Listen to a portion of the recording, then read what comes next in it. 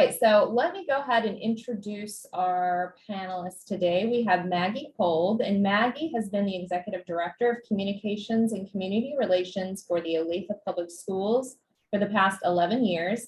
Maggie has more than 16 years of experience in K-12 public relations. She started her career as a newspaper reporter at the Kansas City Star. She received her bachelor's degree in journalism and political science from the University of Minnesota and her master's degree in journalism with an emphasis on marketing and communications from the University of Kansas. So thank you for being here, Maggie. Elizabeth Holzschuh. Elizabeth is the Director of Epidemiology at the Johnson County Department of Health and Environment, where she has worked since 2015. In her role, she oversees a team of population health epidemiologists whose goal it is to utilize data to drive policy change, allowing all Johnson County residents to live their healthiest lives. In addition to her role at JCDHE, Elizabeth also facilitates workshops throughout the country for the FBI and CDC, teaching local law enforcement and public health how to conduct joint investigations in the event of a bioterrorism or other suspicious outbreak. In 2021, Elizabeth was named by the de Beaumont Foundation as one of the top 40 public health leaders under 40, which we have 2 here on the call today. So that's pretty cool. Prior to her current role, she served as population health epidemiologist at JCDHE as an infectious disease epidemiologist at the Kansas Department of Health and Environment. She obtained her master's degree with a concentration in public health, microbiology, and emerging infectious disease from George Washington University. So welcome, Elizabeth. Thank you. And we also have Juliann Van Liew.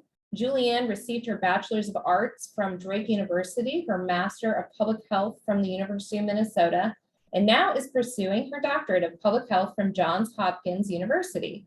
Prior to working in local public health, she implemented a number of community health programs for a large safety net health system in the Twin Cities, including nurse home visiting programs, a new CMS hospice model, and a state model for behavioral health homes. Juliann joined the Unified Government Public Health Department in 2018, and within 2 years led the health department to achieve accreditation while working in the role of planning and operations manager. Juliann became the director of the health department in May of 2020 and is focusing on continuing to improve health for Wyandotte County residents through the provision of excellent public health services and community-led policies, systems, and environmental change. In 2021, Juliann was also named by the de Beaumont Foundation as one of the top 40 public health leaders under 40. So welcome, Juliann. So we have a very distinguished panel with us today. Okay, so I am going to get right into it so we can get to these questions. And of course, COVID-19 was an unprecedented time for all of us. And past 2 years, I know that that word unprecedented was thrown around. It's definitely the buzzword of the year because we had to deal with all of these new things. We learned terms like social distancing. We all became experts at WebEx and using Zoom and Teams. And we also learned how to develop plans and put policies in place in record time, which is a big deal for local government and for large organizations like counties and school districts. So my first question to you all is, when did you come to the conclusion that COVID was not just a virus impacting China or a distant nation, and that was something that we needed to take seriously on a local level? And what was your organization's first course of action? And Elizabeth, we're going to start with you on this one. I was really hoping I got this one first, because for me, there is a day where it was just so abundantly clear. So we had been monitoring it when it began. It was in some of our infectious disease newsletters that there was this mysterious virus and some increased illnesses, and we were watching it. But if you remember, not only was there not a lot of national information, but because it was happening in China, it was sort of this nebulous thing like, how severe is it? We aren't really sure. I remember very distinctly when Italy got hit and they shut down parts of Italy, because I kept looking at what was happening in China and they were shutting down, Wuhan, and it never occurred that we would do anything like that in the United States or many Western countries. And so I sort of just kept watching it. And the moment Italy shut down, I walked into the office the next morning and I just looked at them and I said, winter is coming. And I actually printed off a Jon Snow from Game of Thrones, like winter is coming meme, because there's another Jon Snow who's the father of epidemiology. So it was a little, public health joke. And I posted it on our whiteboard. And that was the first of many memes that ended up on our whiteboard to get us through. But I will say that, yes, the moment that Italy shut down, I knew we were all in for something that we had not been prepared for at any level. And so for us, we had already started talking, but at that time, there just wasn't a lot of information. We were watching what was happening in other countries, but it was all just very, just sort of a lot of darkness. Like we just didn't know. And so we were trying to figure out and just watching. And if you recall at that time, in the United States, we were only allowed to test people from China. It was only if they had traveled from China that we were allowed to test them. And so we had several instances where, somebody maybe from another country where we knew that there was transmission going on came and was symptomatic. So I was trying to convince our leadership here that the likelihood is the first case we were going to get was not going to be from China, because I think that's what a lot of people thought, was that first case is a traveler from China. And I felt pretty confident that would not be the case. And in fact, that was true. Okay. Yeah. Memes. I agree. That's the way to get through a lot. Big fan of the memes. So good call there. Okay. Juliann, what about you?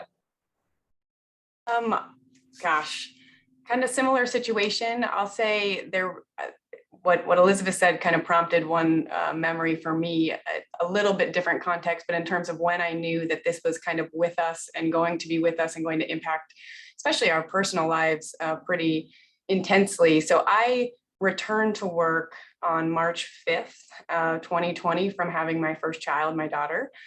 And I was breastfeeding almost exclusively at that point. And we got our first case on March 17th. I used to have these dates more finely ingrained. It's long enough ago. And within 10 days of that first case, just because of how intense it was, and all of a sudden we were doing these 18-hour days and the stress was so high, I went overnight from almost exclusive breastfeeding to getting like a 1/4 of an ounce from each of my breasts to try to take home at the end of the day, right? And I share that because we're on a women leading government panel, and I think it deserves to be acknowledged that the first loss I experienced around COVID personally was the loss of my decision about how to feed my own child. And so I think those moments for us as individuals really hit home that not only is my professional life going to be upended for the foreseeable future, but this has serious implications for how I raise my kids, what they're going to experience in their youngest, most formative years, and what we collectively are going to do about it. So just a different perspective to Elizabeth's, but I think it's important to acknowledge that all of us as individuals, we lived this personally while we dealt with it professionally. Yeah, absolutely. And I mean, you certainly had a unique experience of being, having your first child and then coming back into that environment. That's just, as the director, while newly appointed director, really, I guess that happened immediately after the pandemic. And so, yeah, mad props to you for getting through that and having to deal with, the implications of that with breastfeeding. It's, I can't imagine it just be a major challenge. Maggie, what about you? How did your organization come to that conclusion that this was a major issue you needed to pay attention to? Well, we started getting emails from parents in late February, probably of 20, just asking if we were aware of it and sort of what we planned to do. And we put together a communication at the time, everyone was calling it the coronavirus. And we just put together a communication for parents just saying, this is what we know. We're going to keep monitoring it. Wash your hands, encourage your children to wash their hands, things like that. Stay home when you're sick. Those kinds of messaging was pretty simple. And then as we were leading up to spring break of 2020, I think it was March 14th, 12th or 12th, March 12th, all of the superintendents and communications people from Johnson County were called to the Johnson County Operations Center to have a meeting together to figure out what the heck we were going to do. Our spring break was going to be the following week.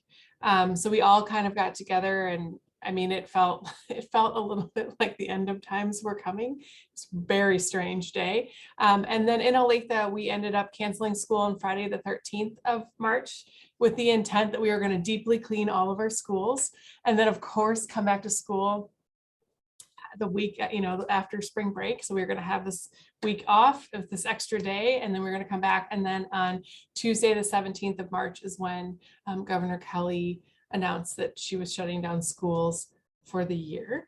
And I have often joked since that if I can get a communication out canceling school for the rest of the year in 30 minutes, that I can do anything. So that is really when our worlds changed over here. Okay, thanks, Maggie. It's interesting to hear that perspective from the school's point of view.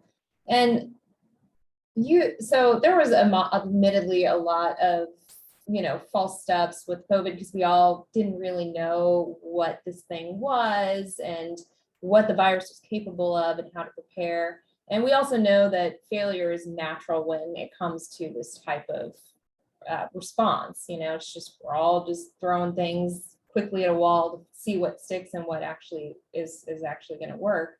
Can you tell us about a time that you or your organization tried something that turned out to not be the right course of action for you, and then how you pivoted from there after making any missteps that may have occurred? And with that one, we're going to start with Maggie.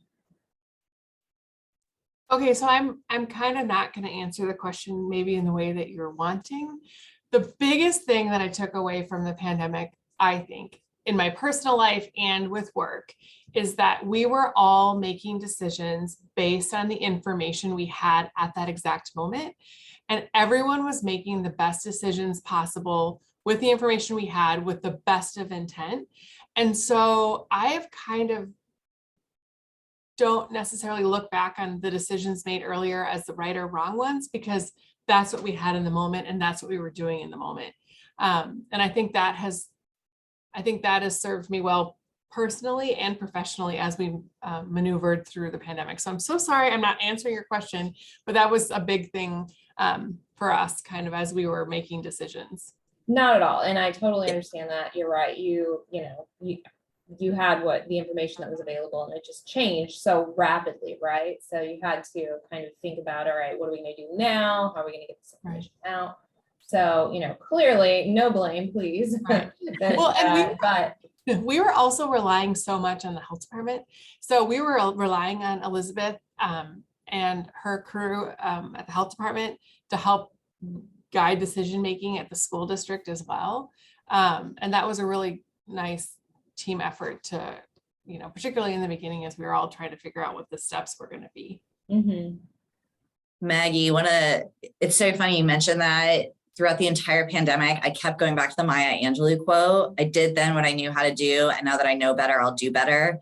That was what anchored me throughout the entirety, especially that first year of the pandemic, because it was just, I felt like we were making things up on the ground because there was no information coming from the federal government. There was really very limited coming from the state government because they were waiting for the federal government to say things. And so, Johnson County tends to be one of the first to do all the things because of our population. We had the first case and we were literally making things up like, well, we're just going to try to do contact tracing this way because the state has said we don't have to, but we think it's really important. Oh, no, that didn't work. Let's go try and do it this way, right? And it was just a constant pivoting and reassessment of what was happening. And yeah, so that quote for me is very much in line with what I think we all experienced. Mm-hmm. Okay, Juliann, do you have anything to add to that? I would just say that public health is a small world. I have that same quote saved on my cell phone because it is true. We needed that permission to allow ourselves to know that we are doing the best we can in this moment. And I think we just approached every decision knowing that there was probably something about that decision that we would tweak in coming weeks, right? And so it came to the point where you just become super transparent about it. You help the community understand that the expectation should be that guidance is going to change quickly. And you put forward what you honestly know and what you don't know. And then that helps a lot. But yeah, what these women said is exactly spot on. Thank you. And disclaimer, everything is subject to change, right? You add that to all of your communications. We tell you this now, but don't bank on it forever. Every time people would point at our dashboard and like, well, these numbers changed. I was like, do you see that asterisk underneath that says all data are provisional and subject to change? It's the same concept. Like nothing is set in stone in this pandemic. Like everything will change. Just bank on it. It's the only thing you can rely on. Exactly. Okay, so another question. So you ladies were often kind of thrown to the wolves. So that's kind of how I've seen it, done, is that you guys, just due to the sheer nature of your roles in public health and education and having to be public facing, you've had to deal with a lot of angry citizens, elected officials, parents, etc. Can you tell us how you continue to push forward and be passionate about what you're doing despite the anger and vitriol that you were experienced for just doing your jobs? And Juliann, let me start with you on this one. Well, I'll say first that one of the ways I survived is by very routinely talking to a mental health provider and therapist. Seriously, some of this, there's a lot of research that's come out just the last year about the mental health effects and the trauma and PTSD being experienced wide scale across the public health workforce. And I think people know this and see this by clinicians, doctors, and nurses, but they often forget that that same trauma was experienced in a different way, but a very real and very substantial way for us in public health. So first, I just want to acknowledge that trauma is with us and existing, and we're trying really hard to help our staff recover from that actively, even though our work hasn't paused. But other ways of kind of surviving it, right? Adrenaline is like a miracle. So you ride the wave, right? And you kind of lean into it a little bit. But more pragmatically, you know, at the end of the day that whoever's shouting at the rain against you doesn't actually know who you are as a human. They don't know what drives you. They don't know what your passion is, what your purpose is, right? And so helping just give yourself a little bit of distance and permission to acknowledge that they can be mad at me without actually knowing me. I would also say that the thing that centered me is having a kid who goes to daycare and lives in this town, right? So every single decision that I made at the end of the day, I had to be okay with the fact that my daughter, who was incredibly young, was going to live with the ramifications of that. So I held that close in my heart because I knew I'm going to make scientifically based, to the extent that we can, evidence-based, sound, strong decisions to the extent that I can, because at the end of the day, she's the thing I care about most in the world. And so you just hold that tight and you know that you yourself are doing the very best you can. And you just use that as a shield, honestly. And then lastly, I would just say for every person yelling at the rain against us, there was also a voice yelling, maybe a little more quietly, but also yelling, cheering us on and reminding us that they are with us. So it's trying to find that balance and reminding yourself that 10% of people can actually be louder than 90%, but that doesn't mean that 90% isn't there. Thank you. And I really appreciate you making that mention about mental health and taking care of your own mental health, because I'm a big proponent of everybody. Honestly, I feel like everybody could benefit from therapy no matter what. So bravo and kudos to you for making that point. Maggie, what about you from your perspective? It was very challenging. And but one of the biggest things I kept trying to remember is that the reactions that we were getting were from fear. People were screaming and yelling and sending emails and all the things because they were afraid, and everything about their worlds had been upended. So I tried to remember that a lot. And I also have to keep in mind from the school district standpoint is that the most important thing in people's lives, the most important aspect of people's lives is their kids. And we have them in our care.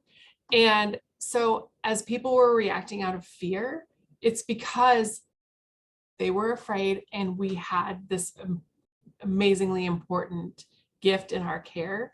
And I just tried to remember that. And I try to keep my parent hat on because my kids are, and at the time we're in early elementary school. And I just tried to remember that as a parent, like they're terrified because everything about their world is upended. And I just really try to keep that perspective, but it's hard. It was very hard and very frustrating at times to be yelled at every day. But I just try to keep perspective as best I could. Thank you. And that's excellent advice, I think, in all situations. Elizabeth, what about you? I know being in Johnson County, I got to see firsthand how that went. And I had some people in neighboring towns reach out and say, I've been worried about Elizabeth. So Oh, yeah, I don't know anything you're talking about. We didn't experience any of the hatred. It's so funny. We think about, like, you asked an earlier question, what was the first thing your department did? And I remember a meeting very early on. And because I didn't do infectious disease when I worked at Johnson County, I'd done it in my previous life. It's my background, but I'd spent a lot of time doing mental health work, actually, and suicide prevention and substance use. So people weren't used to me in this role. And so I walked into a small meeting, a department meeting, but it had county level leadership in there. And I walked in and one of the male leaders looks at me and goes, "What are you doing here?" And if that was not the epitome of what the entire pandemic was going to be, like, what are you doing here?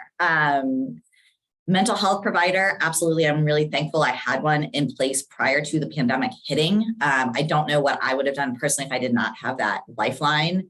Because the isolation, I think, is I've been diagnosed with PTSD. It was really difficult across the board for all the reasons. Personal safety being, like, I feared for my personal safety. I don't know if it was real or perceived, but it was definitely concerning. School board meetings, I mean, Maggie, like, those things were awful.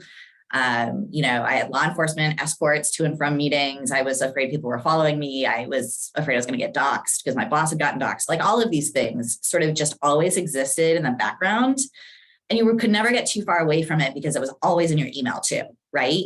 And so I ran on adrenaline. I shoved a lot of things down. I was probably not the perfect picture of what you should do in a really high stress time. I will say I have a folder still to this day in my email that is people say nice things. People do say nice things. And so any of, like, the really nice emails people sent me, I'd shove in there so I could go back and look at it. I would print the really ridiculous things where people would, like, handwrite things, or we copy them and we put them up. We had memes, right? I will say too, one of the things early on that helped myself and my team is we had on our whiteboard number of days since last cry in the office. Which sounds crazy, but the reality is I needed my team, who are all very young, like all sub 30 years old, who had never worked anything like this. I needed them to realize that it was okay to not be okay, because it was all so intense.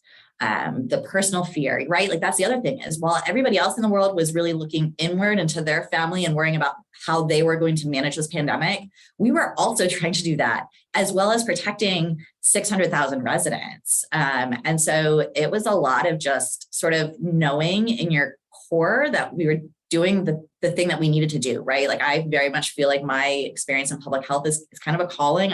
I don't know how I fell into this role, but I did, and I find that I'm good at it.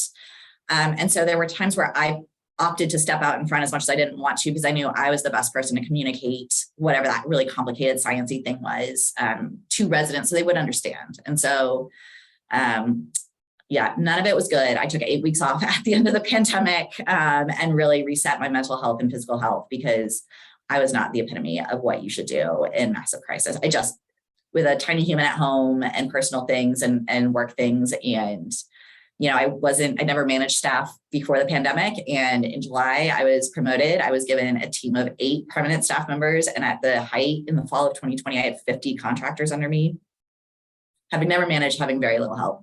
So it was just, there was no breathing space. And it was just one foot in front of the other every day. Get out of bed and get your butt to the office and do whatever you can to keep the ball rolling and to keep everything on the rails. wow, yeah, that is intense, Elizabeth. And to hear your stories about having to have police escorts and being worried about being doxxed, I mean, that's crazy to think about. Also, good for you for taking that time off, and I applaud your openness at the office, allowing people to be vulnerable, and being vulnerable yourself also kind of gives people that permission. So that's amazing, especially for your first managerial position. So way to go. I'm sure your staff absolutely loves you. And from our perspective, I think, and I think this probably goes for all of you, I think, and even myself, like, we all internally feel like we may be going insane and not doing our best job, but from an external perspective, usually people don't see that, they think that, oh my gosh, they're so impressive. Look at all these things they're doing, which I certainly felt that way, when I saw what you did, Elizabeth. So Okay, next question. We kind of covered this a little bit already just in the last question, but now that we're kind of on the other side of this pandemic to some extent, we're kind of moving into the endemic phase. What would you identify as the most challenging aspect of this experience for you personally? And I am going to start here with Maggie. I'm sure that Juliann and Elizabeth will agree with this, but I think one of the most challenging things for me personally in my work is the misinformation on the internet. And the levels to which people believe things they read on the internet. Misinformation, I mean, it's everything from, what was real and what wasn't real and what the intent of the school districts were and what we were trying to do and not trying to do. It made it really, really challenging to not only be fighting a pandemic and trying to figure out how to turn education upside down and educate kids through this wildly unprecedented time, but also battle things we couldn't see. So we couldn't see what people were reading on the internet, but then they would come to us and say, well, we hear you're shutting all the schools down and we're never having schools again. I mean, and just the wildest things would come up. And I think that was just so challenging, and it still continues to be challenging, although it's just on a different, it's kind of to a different degree. But during the pandemic, that was really, really hard. And then the other thing that has been really challenging is I think we've lost the ability to give people the benefit of the doubt. The fact that we were making decisions for the health and safety of staff and students, and the benefit of the doubt was not given in so many circumstances. And I think that's such a shame, because that has made things so much harder than they need to be. If your first intent is that, they're trying to do the right thing, I don't agree with it, but I know they're trying to do the right thing, that feels better than you're purposely trying to ruin my child or whatever the concern is. I just feel like not giving one another the benefit of the doubt has been very, very challenging. Thank you. And then Elizabeth, how about you? What was the most difficult part for you? Yeah, definitely echoing all of the things Maggie said. I sort of read this a little differently. If we're talking about personally, for me, going through it, I found boundaries really challenging. And it's something we talk a lot about from like a self-care and all of that. I sort of struggle, right? Because so much of the attention has been focused, rightfully so, on nurses and doctors and nurse pracs who were seeing patients, who were in the room, who were putting their lives at risk in a way that we were not. And so I don't ever want to equate like what we did with, I was not seeing patients. I was not, worried about not having enough PPE to protect myself. I was not having to shower when I went home or sleeping in a garage so I didn't put my family at risk because we just didn't know. So I do want to sort of set that out. But I think what is often overlooked, and all of you, who work in government understand this, like all of our emails are on our phone. I never actually left off work, right? Like my boss is calling me at 7 a.m. My boss's boss is calling me at 7 a.m. on my cell phone as I'm getting ready, or I'm checking email. I mean, I vividly remember, and this is on me to some degree too, because I couldn't step away. Christmas Day, 2020, 10 p.m. I open my email for the very first time, kids asleep. I sit down, I sort of breathe, and I'm like, all right, let's just make sure nothing happened today. And I open it up and I have 12 or 14 death notifications from our one death investigator on Christmas Day of 2020. And it was just like, there were no boundaries. There was no separation of church and state, essentially. Like I went home and I was still working. And especially in the beginning, because information was so scarce coming from official sources, I was crowdsourcing my knowledge off of Twitter. And I don't know if Juliann, you experienced this at all, but like I was looking at researchers who were sequencing. That was the only way to get any information. I mean, I was getting alerts about CDC changes on New York Times, like headlines. Like that's how little information was flowing down. So I just never was able to separate myself out. And that is why I think for a lot of public health professionals, our mental health just declined so substantially while we were trying to do all those things. So definitely interpreted the question a little bit differently. But I will say that like having taken my 8 weeks off and really reevaluated everything about my life, reevaluated if I wanted to stay in this field, I have become so much more clear about what I need to do to protect and what's important. And I think that's a benefit out of this pandemic is I think a lot of people are reevaluating what they value in their lives, like what it is that they hold dearest and how they're going to move forward in this new way. So that's for me what I experienced. Yeah, I can imagine boundaries in your all's job would be very, very difficult during a pandemic and very almost impossible to maintain those. And Juliann, from your perspective, what about you? Similar stuff, of course, although I do have to say to Elizabeth, that lack of boundaries is not on you. We had no choice during the pandemic, right? When the coroner is calling you at midnight, when the PD chief is trying to find you, when the mayor needs to know about a certain outbreak in an apartment complex, you pick up the phone, you respond, you email back. It's part of why we were successful. I'd also like to say in our response to the pandemic, which I think sometimes gets forgotten, how much we did do right by our communities during this pandemic. So first I have to say that. I think the being villainized and the gaslighting was really hard to kind of go back to what Maggie was saying. In public health, our weapon is data. We have multiple, but I think the weapon we come back to most frequently and the most powerful tool we think we have often is data. And when someone won't even acknowledge that data has value and that data is real and that science is real, how do you have those conversations, right? You simply cannot. And so on one hand, it was part of what was most challenging for me is just the inability that people no longer would come forward to have a conversation in good faith.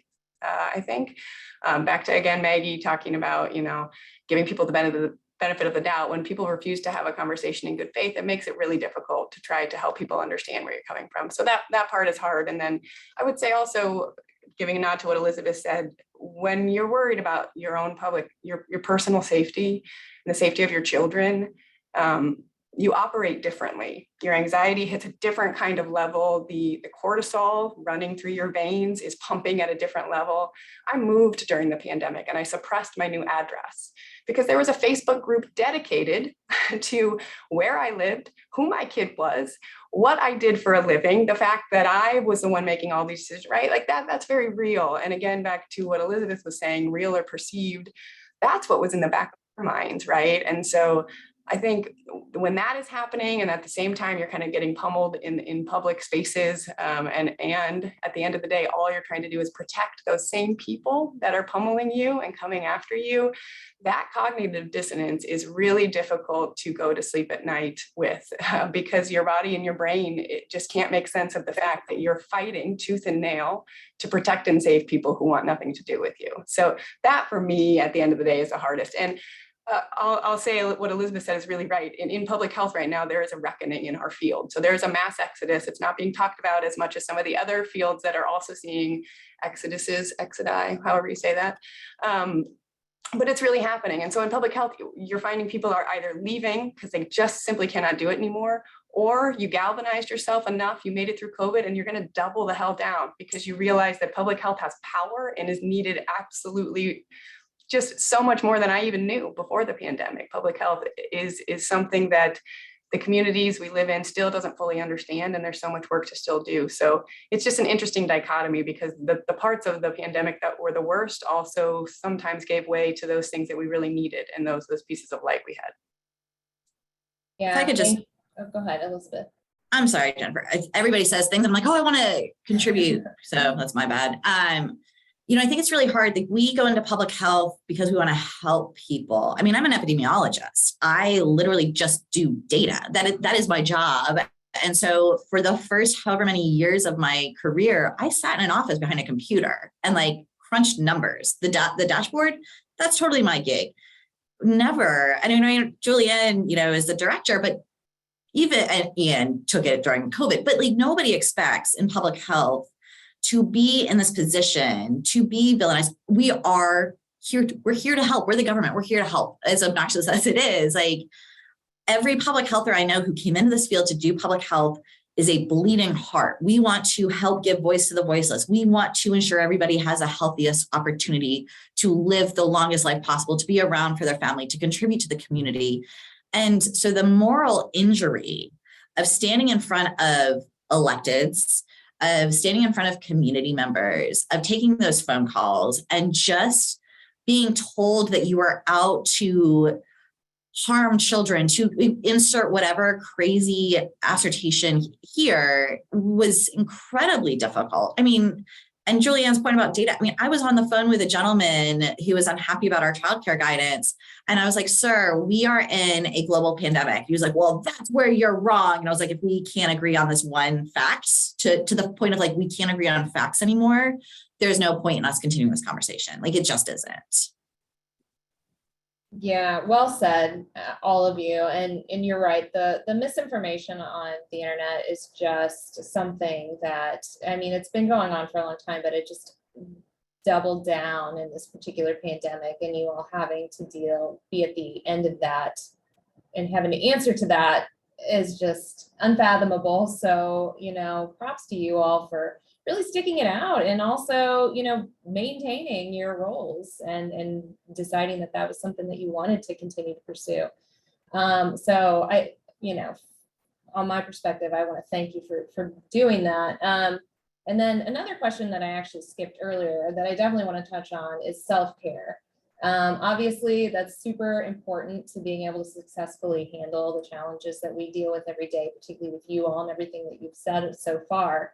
And so during the height of COVID and your more stressful times, how did you care for yourself and refill your own cup? I know you touched on this a little bit, but can you kind of go into that a little bit more? And Elizabeth, I want to start with you on this one. I didn't.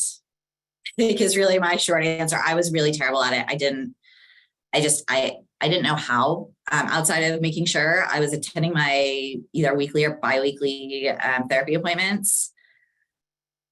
I did a really terrible job.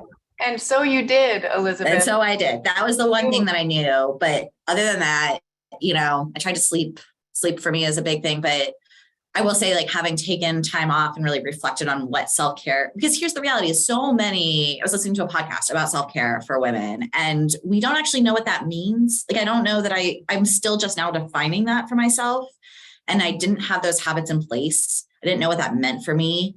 For me, like, my self-care was just zoning out, which is not actually self-care. It's rest, but it's not healthful. And so for me now, it's things like going for a walk and listening to a podcast. But even at the time when I'd go to my therapist and I'd be like, I know I should do these things. I know I should eat healthfully. I know I should go for walks. I know I should read a book. And she was like, what, how do you expect yourself to do that when your adrenaline is so high and you're barely surviving day in, day out? And so for me, for about 2 years, outside of a week here and there, I would do sort of like a staycation. It was literally just survival mode. Okay, well, and I'm glad you took that 8 weeks off too, just to kind of help you. All right, and then Juliann, what about you? I would not say that I was a stellar model or example either, although I think I certainly paid close attention to it a lot. I think people who end up in big roles like ours, we end up in roles like ours because we're highly competent and we're professional and we get things done, right? It's not by happenstance. And so we're oftentimes the people who are not very good at accepting help because we have learned how to be self-sufficient women who run families, who run businesses, right? I say that all to say that one of the biggest things that I had to do was let my husband help. For about 2 years, I did not do a load of laundry. I did not cook a meal. I did not sweep or vacuum or touch anything. And that was a conversation we had early, and he just started doing it because I wasn't home to do it, right? I'm incredibly blessed to have a partner that I have, but it also took a while for me to lean into that and to feel okay with that and to not feel guilt that my partner was doing pretty much all the things on the home front. But eventually I took it in stride and realized, holy crap, that's incredibly lucky. It's the way I'm surviving. I need to let him help me in order to survive, right? The couple other small things I would say, similar to what Elizabeth said, I have a small stack of handwritten letters from residents in our community thanking us for our COVID work that in fact sit by my bed at night, and I pull them out sometimes to read. So those things are actually incredibly important to us. And then the last thing I would say is the one thing I think I did pretty well at was my goal every day was to carve out two uninterrupted hours with my children, or child, now children. Sometimes 2 is hard to come by. I always got 1, but worked really, really hard, my husband and I, that when I would come home, the phone would go away. And sometimes it was my husband taking my phone and putting it in another room. And we would literally look at the clock and require ourselves to focus on nothing else but my children for 2 hours. And it was forced sometimes, right, to get started, it's always by the end of that 2 hours, the world is better and you're better and your cortisol is coming down. So I tried really hard to, even though the time with my kids was much more limited than it would have been, to make sure that it was the most meaningful time possible is what helped me. That's awesome. Family support can't mitigate that. So important. And, you know, I bet you those residents, you say, both of you, Elizabeth and Juliann, you've mentioned that you saved those notes where they're thanking you. I'm sure they would be really happy to hear that you go back and reference those and how meaningful that is to you. I think that's a kind of a testament to really everybody to thank others, right, for the work that they do, and to remember that it's really a meaningful thing. And Maggie, what about you? How did you refill your cup? Well, I've learned a lot since, and I don't think I did it very well. The other thing that happened in June of 2020 is I lost my mom in the middle of all the stuff. And she was kind of my person that I talked through stressful times with. So I was also figuring out a new normal for myself, you know, and having to figure out, like, how do I talk about, you know, how do I move forward? And for me, it was, I really kind of just doubled down on anytime I was at home, I was spending time with my kids or cooking. For me, cooking and baking became really, really soothing. Baking bread, which I know was such a cliche because everyone was doing that during the pandemic, but for me, it was so therapeutic to feel like I'm out of control at work and in the world, but I could do this thing for my family. And for me, that was really huge. And so I don't think I handled the self-care all that well, but I do, looking back, I'm like, oh, that's what I was doing. I was baking and I was cooking and I was reading and I was just trying to find some semblance of normalcy again. But it was really, really challenging. And I still look back and I think, how did I survive that? And I don't know the answer, but. Adrenaline. Right. Yes. Adrenaline and lots of caffeine. Yeah, well, you know, baking bread, you're right. That was a really popular thing to do during the pandemic, but hey, you know, you do what works, right? And that worked for you. Okay, so speaking of, you know, we're all talking about all the horrible things you all experienced, but obviously there were some moments of great joy and satisfaction with the work that you do that kind of helps you to kind of fuel what you're doing. You mentioned the letters you got from residents who were thanking you for what you've been doing, but can you remember any particular experience or moment that you would like to share in your organizations, or that even from a personal growth perspective, like what you gained out of all of this chaos that you experienced? And so, Maggie, why don't we start with you this time? So a couple things. I have a specific instance that was really cool, but overall, I'm just so proud of the work we did. And we were able to turn public education upside down and figure out a way to get kids and staff in buildings or online, if that was the preference, learning. And we were able to keep them, you know, relatively safe, you know, as you can in a pandemic. And I'm just really proud of the work we're able to do to communicate. But one of the coolest days, so we had spent the whole summer of 2020 being yelled at. And as we put out our plan to parents in July of 20, about how they had a choice to be in person or remote, we ended up, you know, parents chose, and the first day of school, all of our learning systems kind of crashed. And so we started the school year, the first day of school, and no one can log in, and no one, I mean, it was such a disaster. And we sent a message to parents and just, I mean, so angry. Again, fear, everything is from fear, but so angry and just yelling and screaming. And then our amazing tech department got everything back up and running. We ended up having a really successful first day of learning. And we sent a follow-up message to parents, and the response from parents from that afternoon message, like, kind of still tears me up. Everyone was like, we know how hard you're trying. Thank you for this. The day is great. We're so proud to be in Olathe. Thank you for, I mean, it just was like, where have you people been? Where have you been all summer? And it was just the greatest feeling of like, nope, kind of back to what Juliann said. It's like that 90% of people are fine and they're supportive and they're doing, it's the 10% that's noisy that we can't forget. But man, it felt so good to have this like, okay, no, people get it. It's going to be okay. And it was fine after that, but it was fine. And I mean, it's all relative, right? But it just felt so good to like, okay, we're going to be okay. And that is something that I will never forget. Oh, thank you. That makes me want to cry too. It's very sweet. Okay, Elizabeth, what about you? Do you have a moment that you could share that was kind of positive moment for you during all this?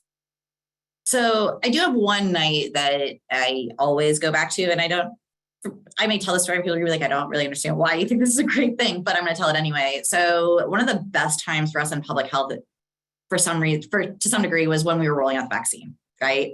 For the people who were just so happy to get the vaccine.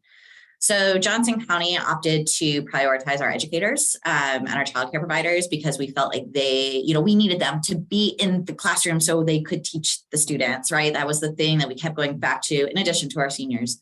And so we were so thrilled to do it. It made it so much joy. Those educators, just so much joy. And one night we were with our partner who was the one actually doing all of the vaccines. And it was an evening clinic because we did evening clinics for our teachers and our educators. And the person running it for our partner organization walks up to me and goes, my pharmacist just pulled up 150 extra doses that they pulled up for tonight. And this is when the vaccines were liquid gold, right? We were not wasting doses. These were when people were getting splashed all over media for wasting doses. We have 150 extra doses. It's 8 p.m. They expire at 1 a.m. We have to figure out how to get vaccines into arms. And so I will be honest, I had my freak out moment, like, oh my God, we're going to be splashed all over the media. And I give myself 3 minutes to freak out and then came down and said, okay, let's problem solve this. We wasted 4 doses, I think, that night out of 150. I mean, we sent people to a substance treatment center where they had residents. We sent people to the correction system, to the residential correction system, our juvenile to do the adults. And we did vaccinate people in bars, a couple of people. And I remember that my partner who was leading up for the partner organization, we were texting at 12:50 and I was like, how many doses do we have left? Please. And she was like, we vaccinated in a bar. People are going to freak out. You saw me. My director's going to freak out. I was like, nope, we're good. And so there was a picture that was actually taken of one of the nurses at Johnny's in Shawnee with a dose and the guy with his vaccine card. And I don't know, it could have turned into a disaster. So many other things had happened in the pandemic, but for that one night, we vaccinated people in bars. We vaccinated our law enforcement partners in correctional facilities. And it was joyous. So for that's my one story where I look back and I'll say that the person who led that partner organization, she and I have become very close friends because we survived it and did well. So. Yeah, that's awesome. That's way to manage that crisis and going to the bars. It's brilliant, honestly. I mean, you're right. It's all about getting it out as opposed to wasting it. So that actually is a great story. I love it. Juliann, what about you? Yeah, the further you get out from the most intense traumatic times, the more you can think about the joy, right? And at this juncture, I can look back and see a whole bunch of joy. There was so much good that got buried that you can see in retrospect. I experienced a tremendous amount of joy as a leader watching some of my younger new managers just completely soar. I threw them into the deep end. None of us knew what we were doing. They were doing jobs that were so far out of their wheelhouse and scope that it made no sense at all, but they did it beautifully anyway. So that was really, really cool. the way the community, a lot of our partners and people who were never our partners before stepped forward to become our partners was phenomenal. I mean, we're working with for-profit businesses and churches and faith-based communities in ways that we never dreamed possible before. That stuff is amazing. And that stuff is carrying it through, right? In the month of October, we have 25 neighborhood-based clinic location events in our community, which are pop-up clinics down at the census tract level in the most needed neighborhoods. And that's being sustained post-COVID because it worked so well during COVID because of the different unique kind of partnerships we were able to build. So that stuff we're sustaining and it's staying with us. And that's just really awesome to see something long-term come out of what was such a terrible few years for us, you know? So those things as well. I do have to give one nod to what Elizabeth was saying. The vaccine stuff was definitely like the most serious surge of joy. Two things come to mind for me that I'll just speak to very quickly. One was we operated a mass vaccination site at an old Kmart building in Wyandotte County for actually nearly 2 years by the end of it. It did testing and vaccines, and then we ended up doing all sorts of vaccines beyond COVID. It ended up being pretty cool, but there was a gentleman named Kurt, and Kurt's wife passed away a couple of months before the pandemic. The very, very first day we stood up testing, which was March 20th, 3 days after our first case, Kurt came to volunteer. 2 years and 8 months later, when we closed our Kmart, Kurt helped to close that door and to lock that. And he had come every single day. He worked more than 40 hours a week. And he served this community in a way that is unparalleled. So seeing the Kurts of the world who can get out of bed every day and show up at Kmart and put a smile on his face and welcome the diverse community we have, that's amazing, right? He didn't have to do that, right? And what was cool was he told us often that we were bringing him back to life since losing his wife, and he was doing the same for us, right? So those things matter, and they're the things that stick with you. And I just think that there's a lot more Kurts in the world than we realize sometimes. So that's my piece. Oh, love that. Oh my gosh, we all need Kurts, don't we? Seriously, those Kurts really are what get us through. Okay, my last question I have for you, but I want to actually invite people who are on the call. If you'd like to ask a question, there's a Q&A here. So feel free to pop something in that Q&A chat bar, and then we can answer those questions with our experts here. But while I'm getting through this last one. So finally, biggest lesson you learned from this pandemic, and something that you're really going to carry through into the future. I mean, you all have very unique experiences here, and there's so much that you could cover, and you already have. But if you were to narrow it down to, you know, one thing that you really take away from all of this chaos and tragedy and, you know, crazy experience, what would that be? And Elizabeth, let's start with you this time. I mean, I think I would hope that all the women on here, Maggie and Juliann, would both say that we're all stronger. I think I feel like I am stronger than I thought I was. There were a lot of times where, you know, I just didn't know how I was going to get through. And at one point, my therapist was like, "Oh, you're so resilient." And I was like, I don't even know what that word means anymore. It's been thrown around so much. And like, I keep doing it because there's no other choice. She was like, that is resilience. There was another thought that I had beyond just being strong. But now it's gone. Well, So just cool. chime on in there anytime that it comes back to you. So yeah, I think you all experienced or demonstrated incredible resilience. I Juliann, do remember. Sorry. Okay, please. You just need to talk a little. That's right. For me, it was my gut. So my background is very unique. And I think that I was very lucky to be in this position when the pandemic happened, to be able to step up. So because my background is very heavy in infectious disease, I mean, my master's, most people in my position have a master's in public health. I have one that is focused in public health, microbiology, and emerging infectious diseases. And I had, when COVID hit, 5 years as well of like working with our community, understanding the struggles our community had from an economic perspective, from an education perspective, you know, from a housing perspective. So when the pandemic hit and I was sort of tasked with starting to create policies, I think that even though I literally felt like I was making them up, I was taking sort of what I was seeing from the data and the knowledge that I was gleaning truthfully off of Twitter, and what I was seeing locally from outbreaks that were happening and talking to residents. Then I was also taking that understanding of what we in public health call social determinants of health and what was really important. And that was keeping our childcare centers open. It was keeping people in their jobs so they would have their paychecks to be able to pay for rent and food and all of those pieces. And so early on, one of the things that we did in Johnson County that was very unique and was pushed back by a lot of people in the public health community was we weren't quarantining people if they were masked. If both parties were masked. And we started doing that like in June of 2020, right after we put the mandate in place. And part of that reasoning was I thought I had enough evidence from what I was seeing locally and from other outbreaks that masks were really effective at that time. And I knew that if we wanted buy-in from our community, we needed to tell that, like, if we're telling people masks work, we can't say masks work, but if you're exposed and both of you are wearing a mask, it's not good enough. So you have to go home. And when we do that, then they don't have the ability to have a paycheck.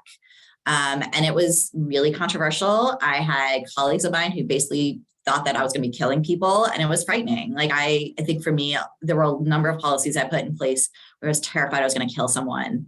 And it was a very real possibility that the gating criterion when we sent kids back to school, this policy around not quarantining when people were masked, there were very real human ramifications that could have come from it. And I had no other choice but to lean in. I could have just sort of waited and said, we don't know, or I could have said, I believe this in my gut based on my knowledge, my experience, and what I see. And thank goodness that they were right overwhelmingly. And so for me, I really learned that if I felt something in my gut, I had the data and logic to back it up, then I should move forward with it. So. Thank you, Elizabeth. Juliann, what about you? What's your biggest lesson that you learned? Well, at least we're a united front, Elizabeth and I. What I had jotted down on my notepad right in front of me is trust yourself. It is difficult, and there's an extra layer of that for us who are women, and there's an extra layer on that for us who are young women. And as has been said on this call already, I became the director of our health department 2 months into the pandemic. So I was a baby. I had never run a health department before. I was like 5 years out from having my master's in public health, right? It was wild.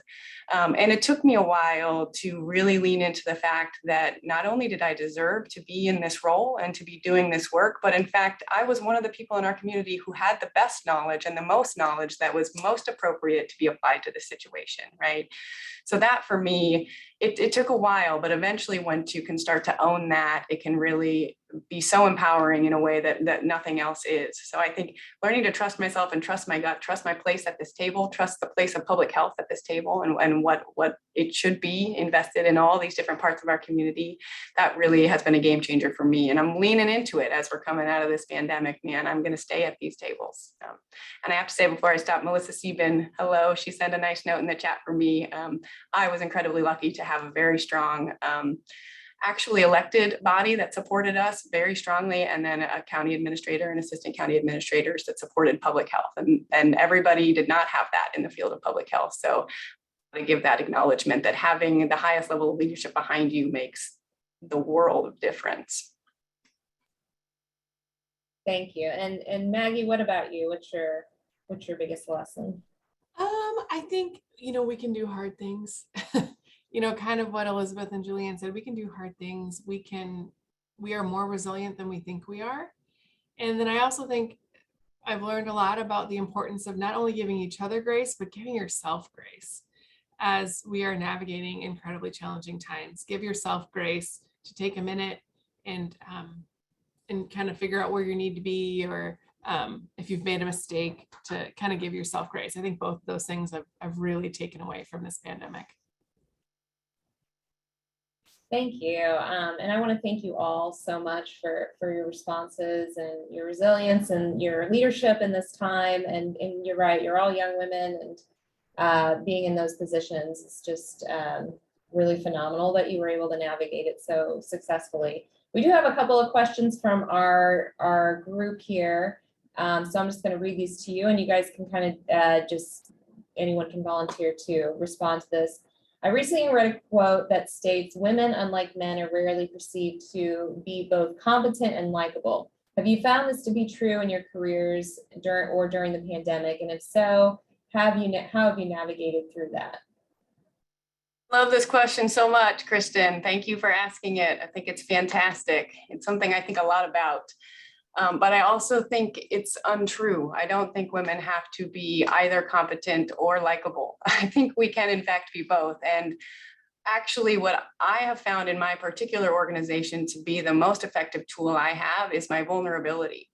I've found that my competence speaks for itself. I can speak about public health all day long. My team knows it, my community partners know it.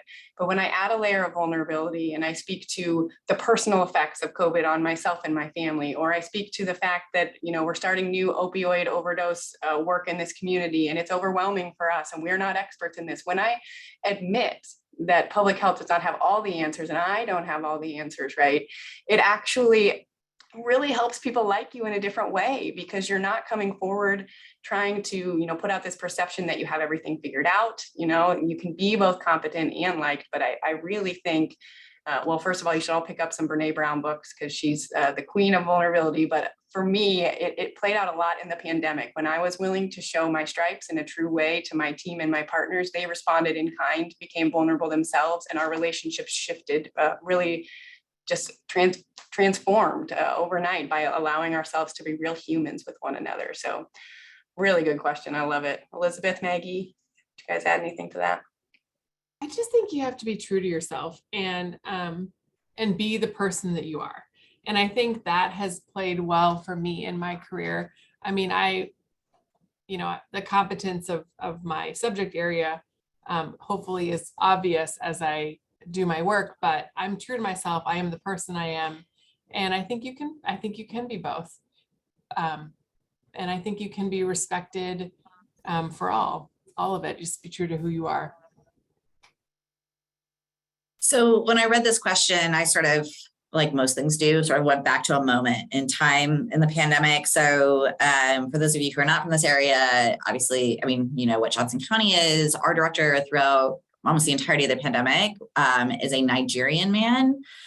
So having, a Black man leading the health department in Johnson County already sort of adds this layer. And then I was essentially his number two. And so it was an interesting dynamic to watch how we were addressed and how we were referred to and sort of the discourse around our roles. I vividly remember I did a video. They put me in doing videos a lot, which I thought, I was well suited for because I have an ability to sort of just be very conversational and take really complicated matters and help them be more, common language. And I read through some of the comments, which I stopped doing at some point in the pandemic. And somebody was like, how much are they paying her to say these things? Like, it was as if they put sort of the young white girl out there with a script to say all the words. And the reality is like, nobody ever told me what to say. I don't read off scripts. I just sort of just let things come out of my mouth for better, for worse. But there were a lot of times watching how the commissioners interacted with myself versus Sami, my director. It was a little disturbing. I think at some points, honestly, I just accepted the fact that that was how I was being viewed, and I was going to show up with my competence, and it was going to be what it was going to be because there was no other choice. But I do think that there were definite undertones, certainly of racism towards Sami, and then misogyny, and particularly because I am young and I look younger than I actually am. Probably not now after 2 years of pandemic, but at the beginning I did. So it was very complicated, and I had a lot of mixed feelings about how I was received and how I was referred to and how people interacted with me around those things. So that's sort of how I took that question to be. Yeah, and you kind of have to, you deal with that double standard, of course, just being young, being a female. So you already have a little bit of an uphill battle in this like really intense time. So thank you for those responses. And Kristen had another question.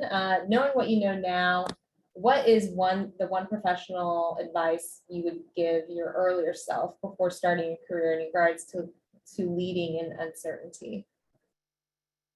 And I'm going to open that up to whomever would like to speak to that. So I think the one thing that's been really true throughout my career, and I think most people who are successful in their position, and I probably particularly women, because I think in general, we often, we don't go for promotions because we don't feel like we have the skill sets, whereas men will have half of the skill set and be like, I can absolutely do that job, right? There's a difference in that. And so, I think for me, it's about leaning into the discomfort because that's when the most growth happens. And I've experienced that from, month 3 of when I got into this field during H1N1, where my boss gave me a very big project that I felt completely inept to do, to when Somni pulled me into his office 2 days after he started his job here and said, "You're my number 2. Any media, any BOCC, any interviews, I can't do, it's you." And I was like, you realize I don't have any media training. I've never been in front of a camera. Most of the time they wouldn't let me do that. So, but I will say, I just sort of leaned into the discomfort and expected to grow and learn and know that we can do hard things. And when I know better, I'll do better. So I think that has made me very successful in my role. Thank you. Maggie, Juliann, would you have anything you'd like to add there? I think for me, as someone who, I worry about every possible scenario, I think for me, it's that you will figure it out and it'll work out in the end. And that has actually helped me through really challenging times. Like, we're going to figure this out. We're going to figure it out and it's going to be fine in the end. We just have to get through I use this analogy. This is terrible, so forgive me, but I use this analogy at work that sometimes you just have to shovel the poo and you can't go around it and you can't go under it and you can't go over it. You just have to shovel the poo, and we're not going to worry about the poo behind us. We're just going to get through what we have ahead of us. And that has served me really well. This idea of like, we're going to get through it, and it may not be pretty in the middle, but we're going to get through it and it's going to be okay in the end. That may be delusional, but that is sort of how I have gotten through my career. I would just say a time of uncertainty is an opportunity. That's how I've started to look at them over the last couple of years. Every time that there's been uncertainty in this realm, people are looking for someone to lead. So a moment of uncertainty is an opportunity to step forward, put your hand up, open your mouth, and start to lead. And so I have started kind of in retrospect and throughout the pandemic to start being less scared of uncertainty and more excited about the potential to put me and public health in a leadership position in some of these issues. So I wish I could tell my 12-year-old self that uncertainty is opportunity, but I think some of that just comes with going through something real hard. Yeah, it sounds like a lot of you have this motto that I also have, is you can do hard things. I love that. You've obviously shown that. Okay, another question. Is there anything you have put in place to combat misinformation that you plan to continue past the pandemic? Hey, in Wyandotte County, we're trying to make ourselves much more visible outside the pandemic in a number of ways. We're trying some new initiatives around how we share and talk about data in the community to lay people who aren't trained public health practitioners, how we talk about what rates are, how we put out information around the violence statistics that we have and help people understand it. So we're trying to just put more information out there. We've also tried to get pretty diverse in hiring some real specific community health workers to help us reach really particular populations. We just hired last week, actually, our first Afghan community health worker to help us reach and communicate and educate on health topic issues with the new Afghan neighbors we have that have been resettled in our community. So we're trying to be really cognizant about finding the appropriate truth tellers and gatekeepers to these communities to actually bring them on staff and to use them in more, I think, structured ways in terms of employing their relationships that they have in the community. So I think just being out there more, speaking the truth more, and being out ahead of people before there's a crisis, so to speak, really allows us to head off some of that misinformation. Obviously, we could spend a lot of time online deleting garbage, but we're trying to combat it at the community level by having our faces out there, by being available more for people who have genuine questions in good faith, and to just be ready and accessible, I think is our approach.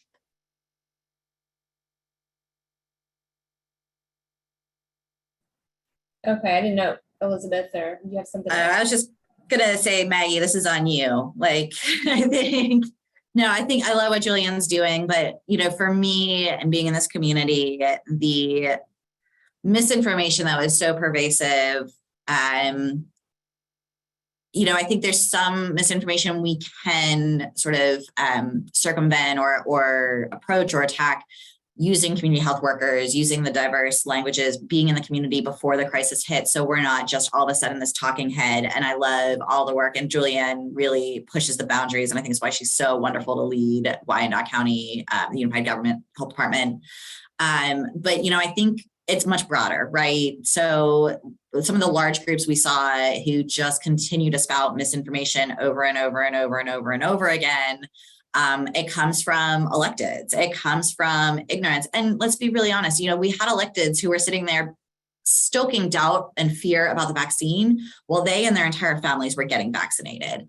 So, for me, I think that how we combat misinformation is in our youngest generation and teaching them what is good information, what is bad information, how to find reliable information. So I know that our school districts are doing wonderful work around this, but I think, unfortunately, I think there's some things that we just, when we can't agree on a fact, when there's dispute about what a fact is, I truthfully sort of just step back, and there's only so much we can do for that subpopulation. There are other populations where we really can make a difference. So, and before we move on, Jean, I love you. I would also like to take a moment to plug the fact that while we were in front, the three of us, the only way we could make any of this work happen is with the team of all the different partners and people. And Jean works in our IT group, our DTI group, and was one of the big people behind taking all of the data that we had and putting it in a way that we could use it. Because truthfully, public health has been so disinvested in for so many decades that we didn't have the staff when this thing began. And if it was not for people like Jean and her colleagues, we would not have survived and would not have been able to do the job that we did to the level that we did. Yeah, thank you. And thank you, Jean, for writing that. Elizabeth, maybe you can copy that and save that for future reference for those moments. That's going in my people do say nice things folder. There you go. There you go. Maggie, what about from the school district perspective? I mean, talk about misinformation. And it's everywhere, but with schools, that's a whole nother level with all those parents. Yeah. Did you have any examples of something that you're implementing now as a result? I think it's maybe not necessarily new, but it's sort of always focusing on our consistent messaging. We're consistently sending a similar message on a variety of topics in a variety of ways so that our stakeholders can hear it. We use a lot of frequently asked questions on our website. I think sometimes it's a balance of, can we answer this question, or does this make us sound incredibly defensive if we are, So I think for us, it's fighting the battles we can fight, and it's consistent messaging, and it's frequently asked questions, and it's just, talking about it where we can, and then letting things go when we need to, because we can't fight every fight. Yeah, who has the energy for that? All right, well, that is all the questions I have from the audience. And so I just wanted to take some time to, again, thank you so much for taking time to come to this panel, answer all these questions, and be so open with us. This is something I think all of us who are in attendance could really benefit from, and hearing your perspectives and your experiences. It's just a totally different world for many of us. So really, thank you from the bottom of our hearts. All the work that you did during the pandemic, and all the work that you continue to do, and the fact that you're still doing the job that you started with, we appreciate that you weren't chased off. It speaks to, again, your resilience and the professionalism that you've exhibited. So thank you so much. And I really enjoyed this conversation, and hopefully I can meet you guys all in person sometime, and we can celebrate with a beer or something. So, all right. Thank you all. Having us. Thank you. Thanks everybody for attending.